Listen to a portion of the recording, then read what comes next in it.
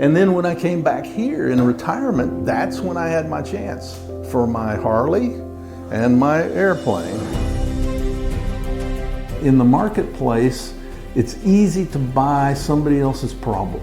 So I started looking at airplanes, and I thought maybe a 182 would be better. I'm on Trade-A-Plane and on the internet and all of that, and so I run across a Van Bortle airplane, and I'd contacted a couple of other dealers, not Cessna dealers, found some online and left inquiries with them. Most of the time they never call back. They're busy or whatever. But Van Bortle called back. This is the price, this is the airplane, this is the way it's equipped, that's all you're gonna get, and do you wanna buy it or not? And, well, not right now. And the next day, George called. Hey, what can we do to make this airplane your airplane? The card I gave you was my card from the AOPA Airport Support Network volunteer status, which I volunteered for here when I got here and found out they didn't have one. That's the foundation, and we're developing a pretty good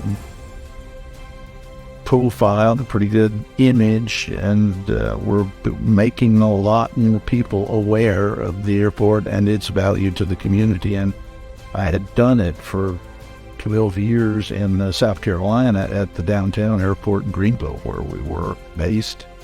And so I thought I'd just carry on that work here. And the way I characterize my job as the Airport Support Network volunteer is to make the community more aware of the value of the airport and the benefits that the airport brings to the economy here. By doing that, I will be protecting the airport and the right for everybody to have access and fly around here. Because if everybody loves this airport and what we do, they won't let anything happen to it, and they will support it every way possible.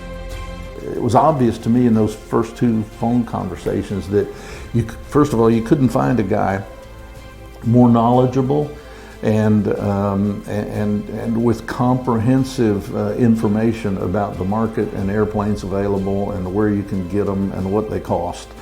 And then second, you couldn't find a guy who was more interested in meeting your needs, whether it involved an airplane he had or not. He just wanted to make sure you had a chance for the best considerations and made your best decision.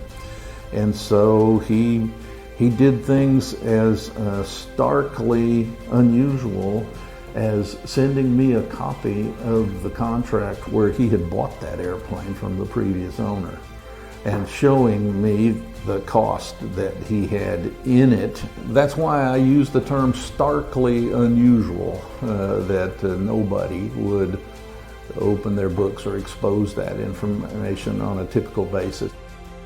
That goes back to that buying somebody else's problem kind of thing that you'll always worry about with Van Bortle, with that repurchase agreement for forever, or really, because you give them the first right of refusal to buy the airplane later on. That was a big benefit for a 77-year-old guy who doesn't know if he has 1 year left to fly, or 3 or 5 or 8. You're buying,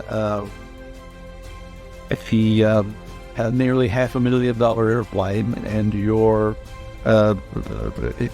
somewhere in there, there's the guarantee of buying it back if you don't like it in certain periods of time.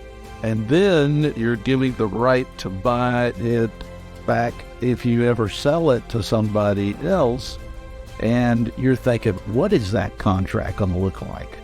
And so here it comes on the email, and you look at it, it's like 4 pages. It's just like the SINBA, the buy-sell agreement is 1 page, and then there's some backup addendums and attachments, and then the conditional purchase arrangement is another 2 pages, and it's just, it's simple, it's straightforward, there's no words in there that don't need to be there.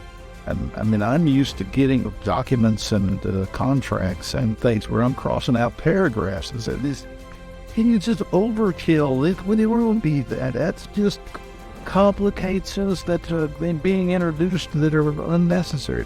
I couldn't do that with the Van Bortle agreements. They were all very clean, concise, straightforward, and I just felt that was George's influence. That was George saying, if I'm gonna have agreements or contracts with my customers, and I have to present it to them and sell it to them, I want it to be just like I would sign it. They know what they're doing, and so you have the competency and honesty issue is out of the equation. But just listening to George on the phone, I mean, you couldn't have a more pure guy to deal with than you get when you talk to George.